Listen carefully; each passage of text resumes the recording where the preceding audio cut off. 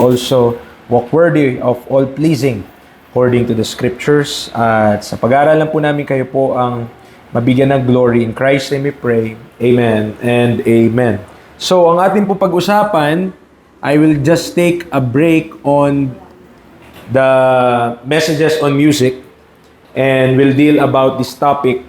Okay? So, I already taught this, pero hindi ko po yun natatapos.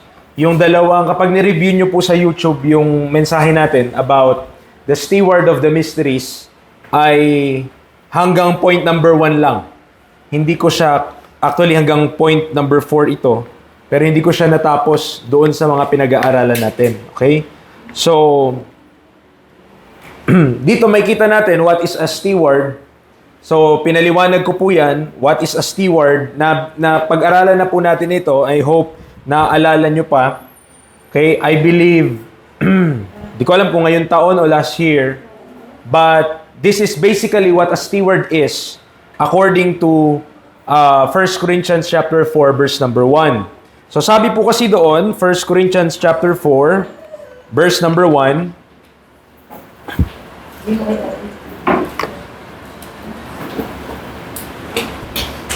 sabi po ng Bible, let a man so account of us as of the ministers of Christ and stewards of the mysteries of God.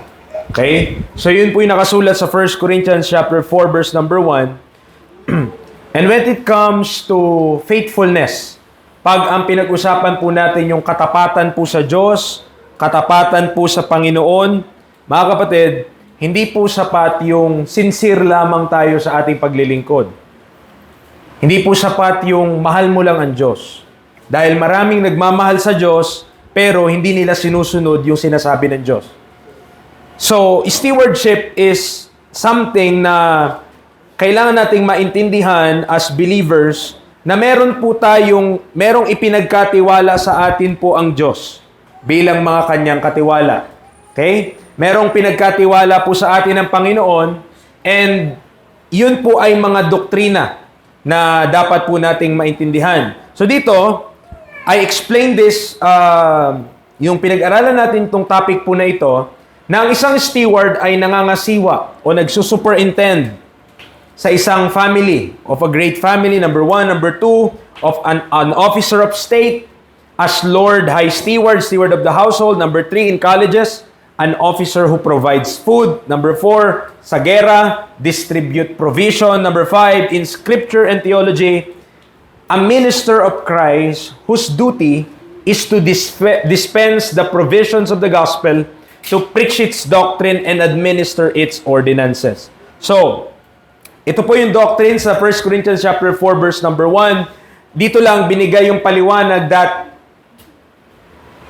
what is entrusted to us are not carnal provision but spiritual truths. Ang pinagkatiwala sa atin ng Panginoon ay hindi mga carnal na bagay, kundi mga katotohanan ng espiritual. As such, we ought to know these truths well, like a good steward who record and manage the affairs of his stewardship.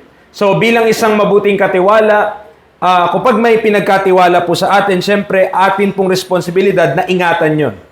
Na see to it na yung accounts, inventory, supplies, di ba, ay naka-record at sadya namang walang nawawala, walang natatapon, walang nasasayang. Because he is a good manager, he knows how to adjust to the needs of the household. As stewards of the mysteries, we ought to know how to properly utilize and distribute these truths to the household or church of God. So, ang sinabi sa 1 Corinthians chapter 4 verse number 1, mga kapatid, na atin pong stewardship ay tumutukoy saan? Okay? Saan tumutukoy yung stewardship natin? Ano yung pinagkatiwala sa atin? What specifically is entrusted to us in 1 Corinthians chapter 4 verse 1? Okay? Mysteries. So, ano yun? Plural, di ba? Pangmaramihan. Hindi siya singular. So, marami po kasi yung mysteries. But, Of course, with Paul, we will focus on the mysteries na kanya pong tinuturo. Kasi may mysteries of the kingdom eh.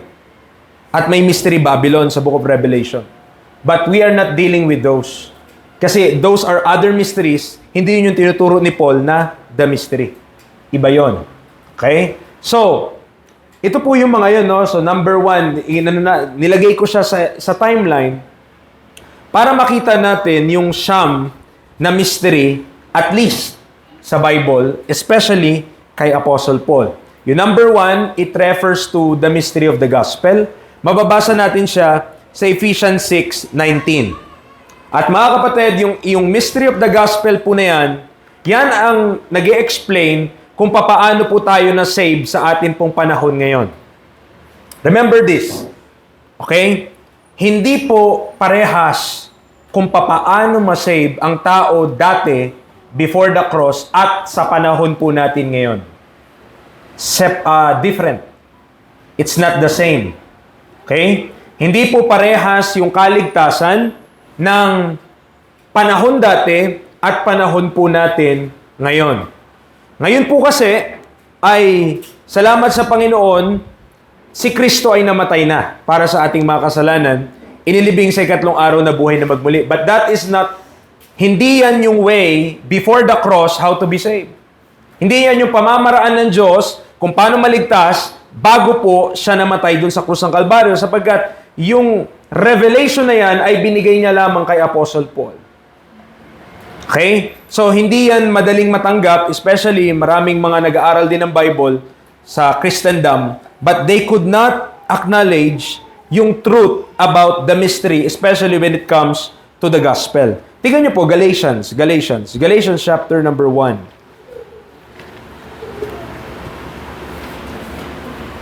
Galatians chapter number 1. Ito po to solidify yung atin pong understanding about the mystery of the gospel. In verse number 11. Galatians chapter 1, verse number 11. And by the way, pinag-iisipan ko kasi nagdi-discuss kami ng mga men na ang church po talaga supposed to be, the church itself is a Bible school. Yung church mismo, Bible school siya. So, dito tayo natututo ng doktrina, dito tayo natututo ng salita ng Diyos. At one of the things, syempre, para malaman mo kung natututunan yung tinuturo ay may mga test. Tama po ba? So, pinag-iisipan ko kung magpapa-exam ako every lesson. Para lang ma-test kung may naintindihan. Okay? So, tas ipa-skill natin dito kung sino yung sino yung nakaka-perfect, sino yung nakaka-zero. Di po, no? Pinag-iisipan ko lang para lang ma-gauge yung understanding. Para makinig lang din talaga. Kasi pag nagtanong ako, ilang ka? 1 to 10? 2 po. Di ba? Parang, bakit ka 2? Okay. So, no pressure po doon. Ang gine-gauge natin, di kaligtasan na yung understanding lang. Kung naiintindihan natin yung lesson. Okay? So, pero hindi po lahat. Book of John, di naman natin anuhin. Okay? So, yung ibang mga bagay. But sabi dito, Galatians chapter 1, verse 11, "But I certify you, brethren, that the gospel which was preached of me is not after man. For I neither receive it of man, neither was I taught it, but by the revelation of Jesus Christ." So yung gospel na na-receive ni Paul, nakita niyo po, hindi niya tinanggap sa sino man. Hindi tao ang nagbigay sa kanya, hindi tao ang nag-reveal sa kanya. Sino po? The revelation of Jesus Christ. So doon, clear, na ang nagturo sa kanya ng gospel, si Kristo. By revelation. Kasi si Kristo nasa langit na Okay, by revelation. Ngayon, that alone should give us understanding na hindi po parehas yung gospel na tinuturo nila Peter at tinuturo ni Paul. Magkaiba po yun. Though, ito po sasabihin ko parehas nakasama si Jesus Christ sa parehas na gospel. But, the content of the gospel and the effect of that gospel is different. Kasi kapag pinaniwalaan mo yung gospel na tinuturo ni Paul sa 1 Corinthians 15, magiging part ka ng body of Christ. Tama po ba? Before, sa Matthew, Mark, Luke, and John, sa Gospel of the Kingdom, yung eternal life, tungkol yun sa kaharian. To enter into that kingdom. To enter into life in the kingdom of heaven. Okay? So magkaiba po. At yung mystery of the gospel na yan yung kasama doon sa i-discuss doon. Pangalawa, we have the mystery of blindness in part of Israel. So in Romans chapter 11 verse number 25, Romans chapter 11 verse number 25, we have the passage. Na, ang sabi po dito,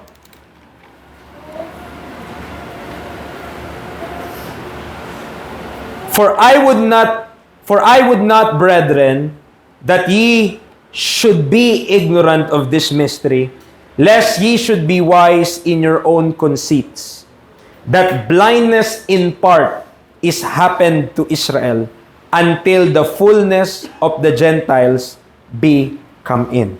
So in verse number 25, may kita po natin dyan, na may sinasabi yung Bible na blindness in part is happened to Israel, until the fullness of the Gentiles be come in.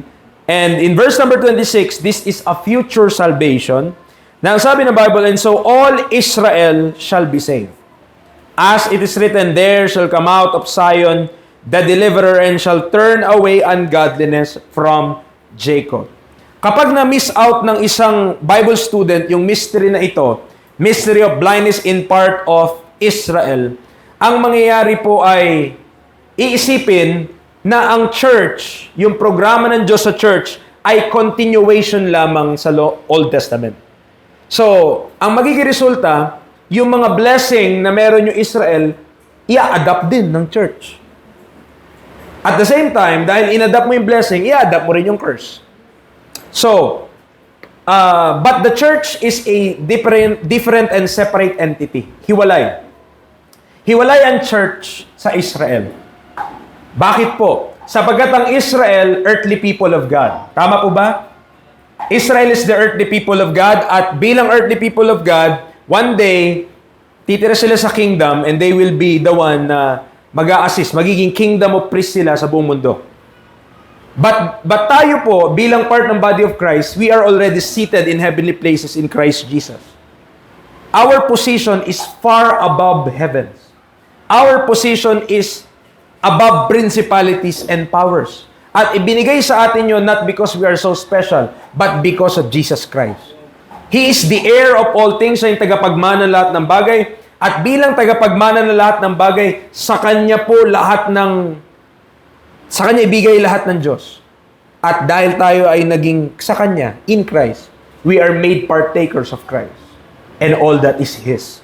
Lahat ng meron siya, part po tayo nito. So, yung mystery of blindness na nangyari po dito, ay mga kapatid, dahil sa lumantipan, ang dapat mangyari na after Jesus Christ's death is the tribulation period. Yun na dapat yung maganap. At pagkatapos na maganap yun, darating na yung kaharian. That kingdom come. Kaya nga yung prayer nila, di ba? Yung prayer nila, ng mga disciples. Our Father, who art in heaven, hallowed be thy name. Thy kingdom come. Thy will be done on earth as it is in heaven. Give us this day our daily bread. Diba? And forgive us our sin as we forgive those who sin against us. Or our debtors din, nakalagay doon. So, yun po yung mga kapatid na merong interruption sa programa ng Diyos sa Israel. At pag di natin yan na-acknowledge, yun nga po magiging problema, akalain natin na continuation tayo ng programa ng Israel. That is also the reason why mahirap makonbinsi ang mga Calvinist sa doktrina na meron tayo. Bakit? They think one covenant lang yan all throughout. Okay? Ano ibig sabihin mo, preacher? That from the Old Testament hanggang ngayon, isa lang yun. Dire-diretso lang yun. Walang interruption, walang ganyan-ganyan, walang yung tinuturo nating mga dispensation, di sila naniniwala doon. Or, naniwala man sila pero hindi sa parehas na pag-intindi. Di po gaya sa atin. Ano po? So, mahirap talaga sila intindihin dahil may mga verses sila na ginagamit na hindi naman para sa panahon natin ngayon. Pero ang pagkaunawa nila, para yun sa atin. Dahil nga wala namang break. Okay? So, meron tayo, alam po natin na ang ating Panginoong Jesucristo, nung siya'y pumunta sa laman, dito sa lupa, siya po ay pumunta para sa Israel. Tama po? Nakasunod po tayo? Nung si Jesus Christ unang naging tao, siya po ay pumunta para sa Israel. But, nireveal niya kay Paul na yung kamatayan niya pala, pagkalibing muling pagkabuhay, para na yun sa lahat. At sino mang sasampalataya ay magiging part niya. Magiging parte ng katawan niya. So, yung great mystery, tumutukoy, okay? Diyan sa Ephesians 5:22-23, makita natin, pinag-aaralan natin yan sa family. I speak concerning Christ in the church. Part din yun ng mystery program. Yung great mystery na yan, yung pagiging isa natin kay Kristo Jesus, mga kapatid. Yun ay part. So, sa Colossians chapter 3:10-11, Colossians 3:10-11, may kita mo doon yung characteristic ng new man. Characteristic nung na si Kristo yung head, tayo yung katawan. At ang sabi doon, and have put on the new man, which is renewed in knowledge after the image of Him that created him, where there is neither Greek nor Jew. Tignan nyo, wala ng Griego, wala ng Hudyo. Circumcision or uncircumcision, tuli o di tuli, barbarian or Scythian, bond nor free. But Christ is all and in all. Okay? In Christ lang po nangyari yun. Kay Kristo Jesus lang po nangyari yun. Pag tayo ay lumabas kay Kristo Jesus, tandaan nyo, meron ulit Hudyo at meron ulit Hintil.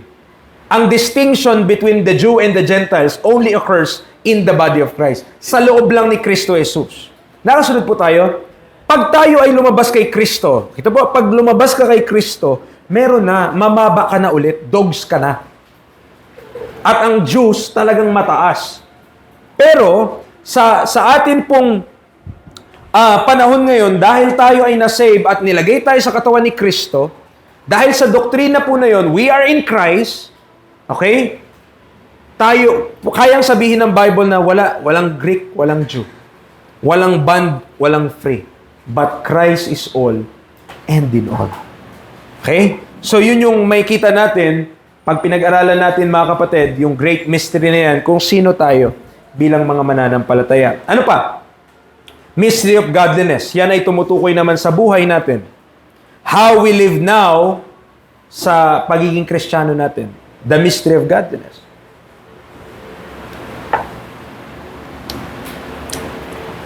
Mystery of the faith. Sa pananampalataya natin.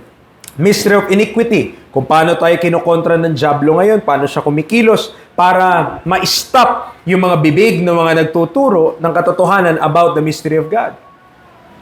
Mystery of resurrection, that one day, mag-e-end yung program natin at kukunin tayo ng Panginoon.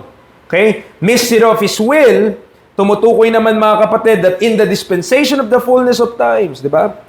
Sa Ephesians 1:9, basahin ko yung passage.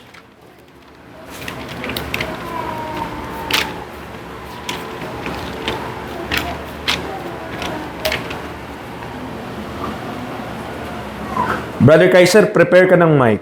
Ephesians 1:9, having made known unto us the mystery of His will, according to His good pleasure, which He had purposed in Himself. Verse number 10, that in the dispensation of the fullness of times, He might gather together in one all things in Christ, both which are in heaven and which are on earth, even in Him. At mga kapatid, ipapakita sa atin ng Panginoon, one day, kung gaano siya kabuti po sa atin.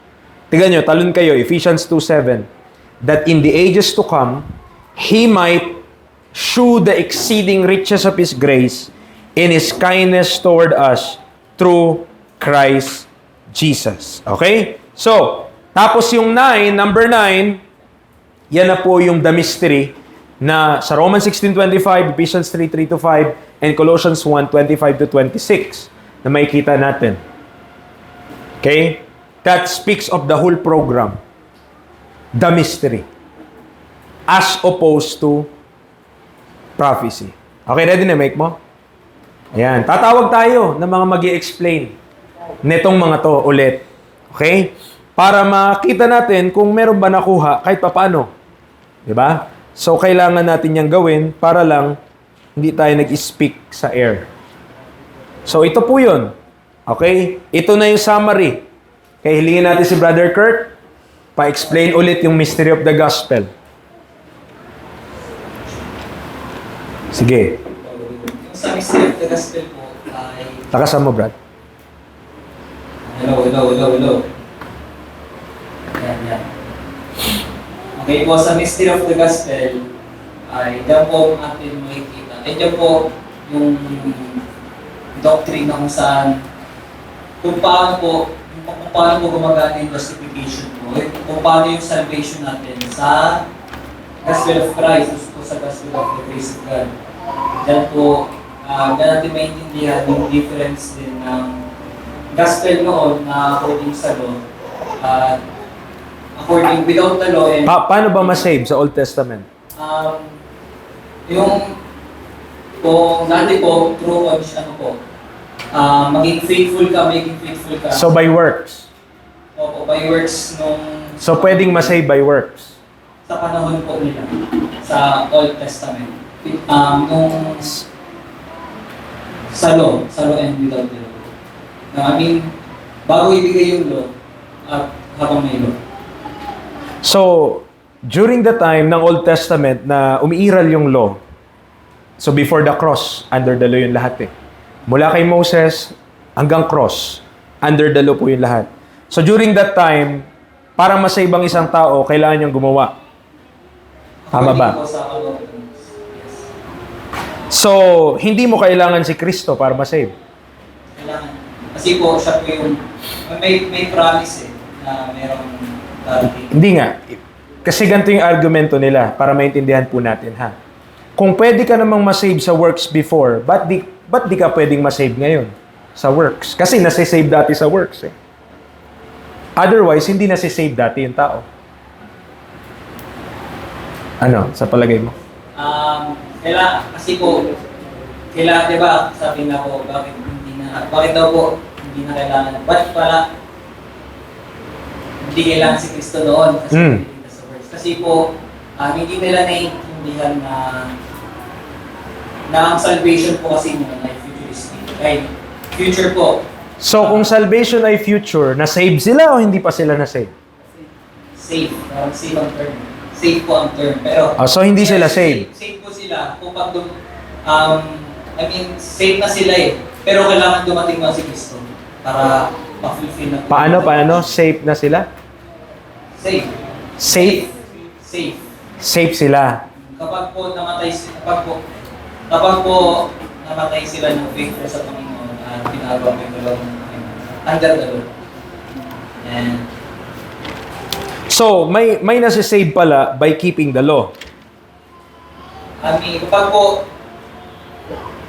namatay ka po ng faithful doon, pero wala po kasing nakapag-fulfill yun.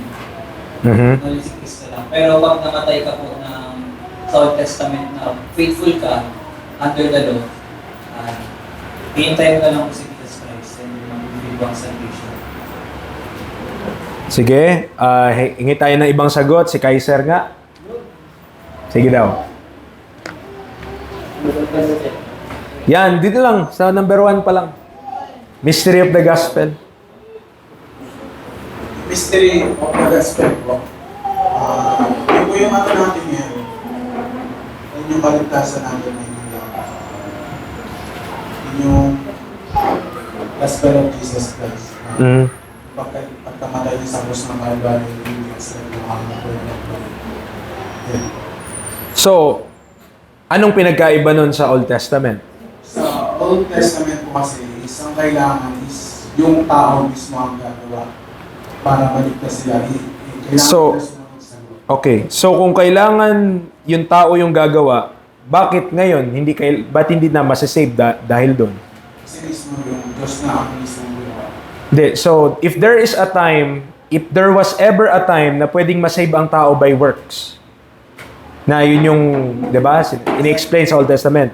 Kung merong panahon na ang tao pwedeng maligtas sa gawa, hindi kailangan si Kristo. Masisave na, di ba? Tama ba?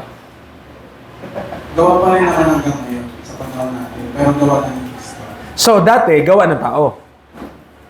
Kailangan nila sumunod sa ano. So, masisave ang tao by their own works. Yes. Ha? Yes ka din? Sa Nako po. Okay. Kasi, pag yan ang ating paniwala, hindi ko sinasabi pong mali yung lahat na sinabi nila, ha? Pag yan yung stand natin, mga kapatid, mabubutasan ka agad dyan. Okay, Romans chapter 3 tayo. Okay, sige. Romans chapter 3. Bago tayo kasi mahaba talaga pag-usapan, isa-isa pa lang yan. Pero at least, magkaroon tayo idea, ha? Romans chapter 3. Sige, Brother Kaiser, ikaw magbasa.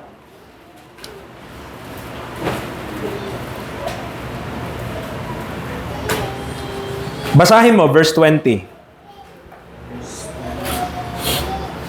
Romans 3 verse 20, therefore by the deeds of the law there shall no flesh be justified in his sight. For by the law is the knowledge of sin. Pakinggan nyo ha. By the deeds of the law. Ibig sabihin, sa pamamagitan ng mga gawa ng batas, there shall no flesh be justified in his sight. So, kapag sinunod mo yung batas, kahit sundin mo yung batas, the law could not be used to justify a man. Kasi ang kaligtasang pinag-uusapan po natin, ito po yung salvation na tinutukoy natin, lalo na po sa ating panahon ngayon, justification yung issue doon. Kasi kaligtasan din naman yung sanctification eh. Tama? Ang sanctification naman, kaligtasan sa present. Nililigtas ka ng Diyos sa sin. Pero, pag justification, nililigtas ka na from the penalty of sin. Yung kabayaran ng kasalanan, binayaran na. So, when it comes to justification, sabi ng Bible, Romans 3:20, si Paul mismo nagsulat, sa pamamagitan ng gawa ng batas, ay walang laman ang mapapawalang sala. There shall no flesh be justified in His sight. For by the law is the knowledge of sin. At pag ginamit sa atin yan ng mga hindi naniniwala sa mystery of the gospel, hindi naniniwala sa exclusive revelation ng Diyos kay Paul, ay hindi na natin alam ang isasagot. Okay? Galatians. Book of Galatians. Sige nga, try natin si JR. Ano sa palagay mo, JR? Papaano ma-save sa Old Testament?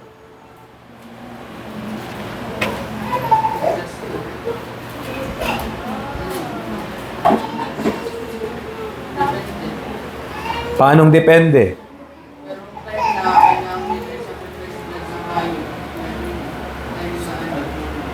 Kailangan i-sacrifice yung blood ng hayop. Yes? Okay. Punta muna tayo ha. Galatians chapter 3. Galatians chapter 3.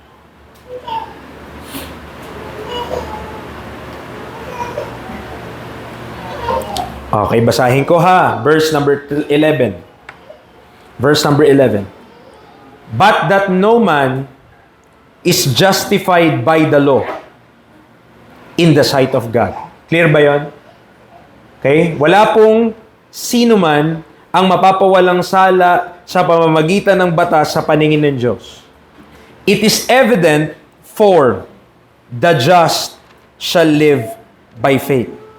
And the law is not of faith, but the man that doeth them shall live in them. Okay, siya na gumagawa ng batas, okay, sinusunod yung batas, ay mabubuhay roon. Christ hath redeemed us from the curse of the law, being made a curse for us.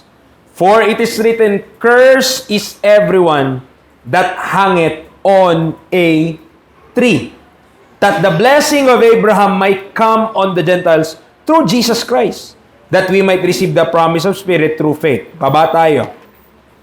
Okay, baba tayo, verse number 19. Wherefore then serveth the law? Bakit ba binigay yung batas? It was added because of transgressions, till the seed should come, to whom the promise was made, and it was ordained by angels in the hand of a mediator. Now, a mediator is not a mediator of one, but God is one. Is the law then against the promises of God? Hindi po. God forbid. For if there had been a law given which could have given life, verily righteousness should have been by the law. Yung katwiran, dapat sana sa pamagitan ng batas kung nakapagbibigay ng buhay yung batas. Pero alam natin yung batas, di makapagbigay ng buhay kasi pinapakita niya lang sa'yo na sinner ka. Pinapakita niya lang sa atin na makasalanan tayo. But, the Scripture had concluded all under sin that the promise by faith of Jesus Christ might be given to them that believe. But before faith came, bago dumating yung pananampalataya, remember, ito po especially, pinag-usapan natin, mystery of the gospel. May time na hindi pa dumadating yung faith. Kasi sabi ng Bible, but before faith came. So may time na dumating yung faith. May time na di pa dumadating yung faith. Bago dumating yung faith, we were kept under the law. That's the term. Okay? Yan po yung term na kailangan nating maintindihan when it comes to Old Testament salvation. Kept under the law. Kept under the law. Kasi po, kinig kayo mabuti, mga young men, may promise na ang Diyos. May promise siya. May promise na siya na talagang may salvation na paparating. May promise siya eh. Okay? Pero, ang kahibahan kasi ng save, kagaya sa panahon natin ngayon, tayo po ba is saved o safe? Save tayo, tama? Okay. Ang kaibahan nun, tayo po, magkasala tayo at hindi, langit na tayo. Kuha niyo po. Sila, sa lumang tipan, they need to be kept. Anong kaibahan, preacher, nun? Anong kaibahan nung kailangan nilang makip? Ang pangako ng Diyos, isi-save niya na yung mga tao na yan. Okay? Nation of Israel, promise na yan na nililigtas niya. Nakapromise na yung salvation. Okay, nakuha niyo po. So, pinangakuha na yan ng Diyos. Kaya nga darating si Kristo para sa kanila eh. Nakapromise na yung salvation for the nation of Israel. Nasusundan po natin, promise. So, future, tama? Okay, future. Di pa nangyayari na. Hindi pa. Future pa para sa kanila yun eh. During that time. Ngayon. They are kept by the law kasi ang trabaho ng law, hindi i-save sila. Hindi yun yung purpose ng law. By the law, there shall no flesh be justified. Diba ang linaw? Hindi sila masisave doon. Ang salvation nila kay Kristo din. Future pa nga lang. O ngayon, para saan pala yung law, preacher? Ba't binigay ng Diyos? Ito. Diba nakapangako sa kanila? Nakapangako po, tama? Yung pangako na yon, sure yun eh. Basta hindi sila malalaglag. Okay? Basta hindi sila malalaglag or di sila maka-cut off. Binigay yung law bilang proteksyon sa bansang Israel kasi kapag sila'y sumamba sa Diyos-Diyosan, ano mangyari? Maka-cut off sila. Ano ibig sabihin? Yung promise, madi-disqualify na sila sa promise. Bakit? Sumamba ka na sa Diyos-Diyosan eh. So yung law na yon, hindi yun para ma-save sila, kundi para ma-maintain na ma-receive nila yung promise ng Diyos sa kanila. Dahil pwedeng-pwede silang malaglag doon, kaya binigay ng Diyos yung law. Binasa natin sa verse number 19. Diba? Galatians 3:19, wherefore then serveth the law? Bakit sinerve yung law? Bakit binigay? It was added because of transgressions. Kasi may mga paglabag. At mga kapatid, kapag sila'y lumabag, tandaan nyo po pag sila'y lumabag doon sa kagustuhan ng Diyos, lalo na, galit na galit ang Diyos sa pagsamba sa Diyos-Diyosan, kapag sila ay lumabag doon at sila ay sumamba sa Diyos-Diyosan, naku po, cut off na sila. Maka-cut off sila. And cutting off also means condemnation. Wala na silang pinagkaiba sa Gentiles, which have no hope, no God, without God in the world. Diba? So, nakuha nyo mga young men? Hindi ka ma-save by the law. Walang ganun. Sasabit tayo dyan. Bakit? Kasi pag tinuro natin na may nasi-save by works, dati pa, di mo na kailangan si Kristo. May naliligtas na pala sa works eh. Nakuha niyo po? But they are kept. Kept. So, isipin niyo ang law, hindi finish line. Na kapag ginawa mo, maliligtas ka, no? Bakod. Ang law bakod. As long as nandiyan ka sa loob, safe ka. Nakuha niyo po? As long as nandun sila sa loob ng covenant with God, hindi nila binibreak yung covenant, as long as they are intact. Okay? Yung pananampalataya nila sa Diyos, within that covenant, okay sila sa Diyos. May promise sa Diyos na isi-save niya yon. But, pag ikaw ang lumabas sa bakod, paano ba sila makakalabas sa bakod? Kapag nag-transgress sila. Pag sumalangsang sila. Kapag nagkasala sila laban sa Diyos. Ayun na. So, lalabas sila doon, at pag makat off sila, hindi na sila eligible sa promise. Okay? Nakuha niyo po? Walang pinagkaiba mga kapatid. Bigyan ko lang illustration sa, halimbawa, raffle. Tapos may mga number yan, di ba? Voucher stub o kanyan. Number 1 to 1,000. Ikaw yung panalo eh. Lumabas yung numero mo.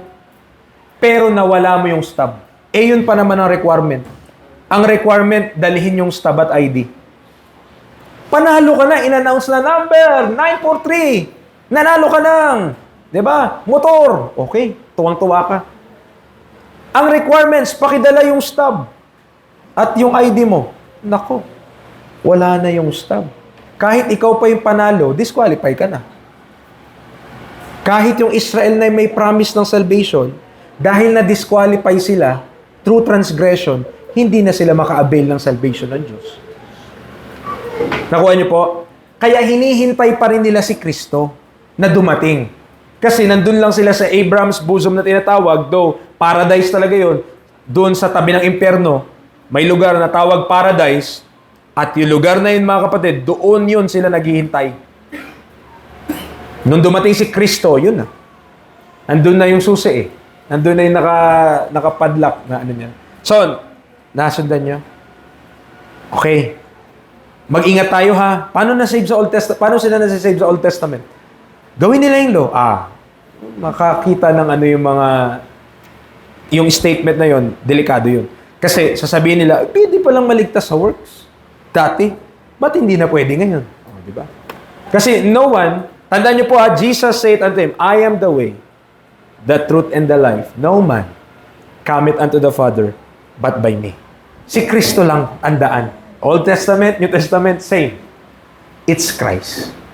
Okay? But there are things na hindi madaling magets o hindi madaling makuha sapagkat kailangan talaga ng careful reading and careful understanding of the Scripture. Given na yon. Pero kasama yon nakapaloob sa mystery of the gospel. Okay. So, random na lang. Si Kaiser ulit. Sila lang yung tatanungin ko. Wala na yung kasama nilang isa eh. Nagkatrabaho na. Mystery of iniquity. Ano yung mystery of iniquity, Brother Kaiser?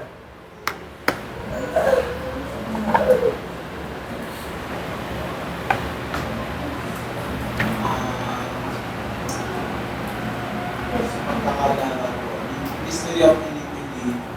Sila yung mga naniniwala na mga pinili. Ano? Mga pinili?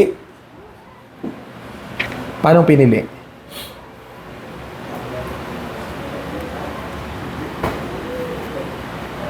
Pasa mo kay Brother Kurt. Ano yung mystery of iniquity? Yung mystery of iniquity po, yan po yung actually yan po yung nag-o-oppose, nadadala po yung position. Oppose po yan, yun po yung kabaliktaran, yun po yung mga ways ng Satan para hindi natin na-fulfill yung mga mystery. So, yun yung mga, actually, mga sin po yan, mga kasalanan ng mystery of iniquity. At pag pinag-aralan po natin yung mystery of iniquity, ma-realize natin na yun po pala yun na pamamaraan ni Satan yung pag-oppose sa kalooban ng Panginoon na hindi natin na-realize na nagagawa po. Okay? Sige. Mystery of iniquity, pag binasa niyo sa passage niyan sa Thessalonians, ay yan po yung ginagawa ni Satan. Okay? Para i-oppose, tama yun, yung mystery of godliness naman sa ating panahon ngayon. Paano kumikilos ang Panginoon. So, next week po mga kapatid, of course, 27 na nun, tama? June. So, yun na po yung interchurch fellowship natin, no? So, wala tayong devotion na ng choir and so on. But we will go back to this, hopefully, next time. Para, siguro, maghihanda ako ng test. Para lahat may participation. Makita natin kung sino maka-perfect, sinong ha? Para, kasi kailangan po ito eh. Kasi ito yung stewardship natin, tandaan nyo po. Stewards tayo ng mysteries. Kung hindi nga natin alam kung saan tayo pinagkakatiwalaan ng Panginoon, paano tayo magiging faithful? It is required in stewards that a man be found faithful. At ang stewardship natin regarding the mystery, tas wala tayong idea kung ano yung mga mystery. Tama? So, study to show thyself approved unto God, a workman that needed not to be ashamed, rightly dividing the word of truth. Tayo po'y manalangin, Lord, thank you for this time na binigay niyo po sa amin. Salamat sa munting panahon na meron po kami. I hope na nagkaroon ulit ng curiosity, nagkaroon ulit, Panginoon, ng interest ang mga kapatiran pagdating sa pag-aaral niyo ba ng salita, na talaga pong marami pa po kaming kailangan matutunan, O Diyos, para po maging handa rin kami sa pakikipagbaka, O Diyos, maging sa pagbabahagi ng salita mo sa ibang mga tao na inisip nila ligtas sila, ngunit nagtitiwala sila sa kanilang gawa. Nawa po ay maintindihan po namin ito, magkaroon po kami ng pagmamahal sa pag-aaral para po magiging blessing din kami sa iba at mawin din sila. Handa mo rin po kami bukas, maging next week, sa mga gawain na paparating sa ipulat. Ang po rin pasalamat, Jesus name we pray. Amen.